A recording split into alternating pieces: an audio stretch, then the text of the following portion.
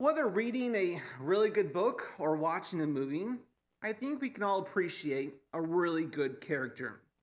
Characters like Hagrid in the Harry Potter series, or Frodo in Lord of the Rings, Sherlock Holmes or James Bond, and yes, even Darth Vader. The list is really endless with great characters and stories. To me, a character is multi layered. It captures the audience with their words and their actions. It could be a villain turned hero, or just that unlikely victory. A character can inspire us to do great things. On Sunday night, some of us gathered at the story's house to go over some of our Bible characters. And as we sat around the table, we all went one by one. The question was simple: who is your favorite Bible character and why? And each one took our time to explain the character and why it really meant to us. And some of the characters were really good. They were all really good. Moses, Peter, Paul, Gideon, David, Esther, Joseph, Enoch, Josheba, and Timothy. All different characters with all different purposes and different outcomes. And yet their name is permanently fixed for us to read and to learn. As we discuss the characters and the impact they made, several key things and aspects of their journey were all similar. And the first thing was that they are all used in God's plan. Moses led God's people through the middle of an ocean while being pursued by a giant army. Joseph went from being a favored son to a slave to a leader of a nation.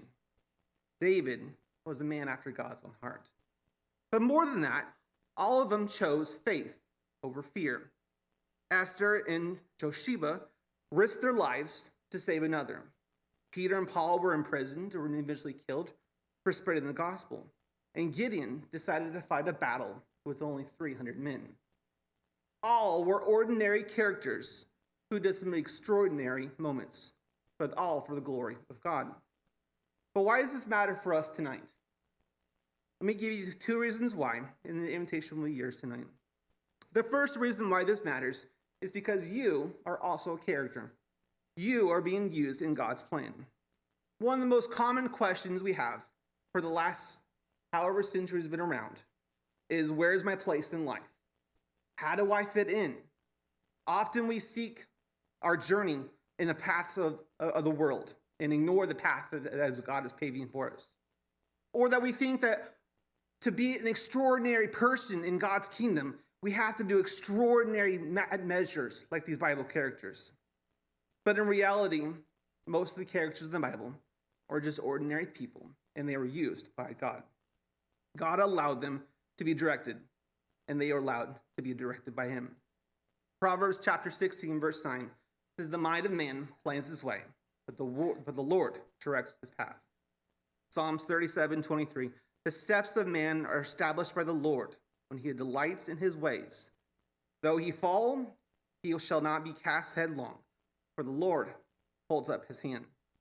So never discredit those small acts of kindness, the helpful words of encouragement, or just your presence here and a warm smile, because God is working in you.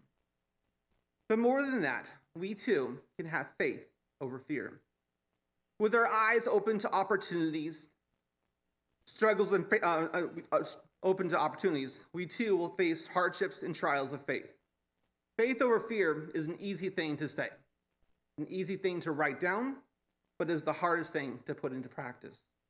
Fear of rejection, fear of failure, fear of missing out are some of the hugest hurdles we will all have to overcome.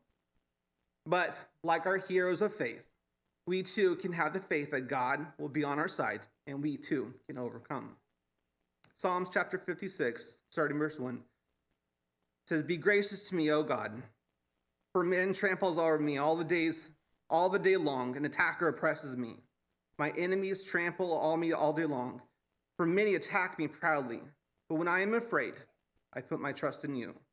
In God, whose word I praise, in God I trust. I shall not be afraid. What can flesh do to me?" And I'll close out with Psalms chapter 27, verse 1. "The Lord is my light and my salvation. Whom shall I fear?